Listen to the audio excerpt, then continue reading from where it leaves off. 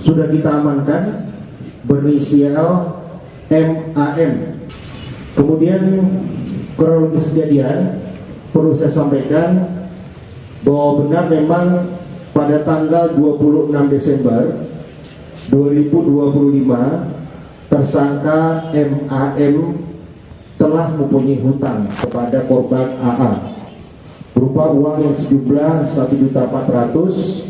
Hutang tersebut diberikan korban kepada tersangka melalui transfer sebanyak 3 kali dari payment point online banking di kantor Davinasel yang dijalankan korban ke aplikasi Dana e-money milik tersangka. Jadi memang antara pelaku dengan korban sudah saling mengenal, dan pelaku ini meminjam uang kepada korban, ya.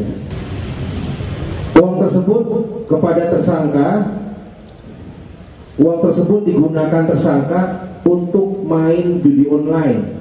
Nah ini teman-teman sekalian, jadi motifnya adalah karena pelaku ini sering main judi online sehingga meminjam uang terhadap korban, ya. Setelah itu korban menagih hutang kepada tersangka serta mengancam tersangka akan melaporkan ke polisi apabila tidak membayar hutang.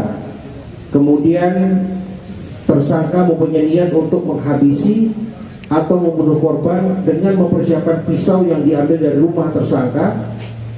Setelah itu tersangka mendatangi korban dan mengajak korban dengan alasan mengambil uang untuk membayar hutang.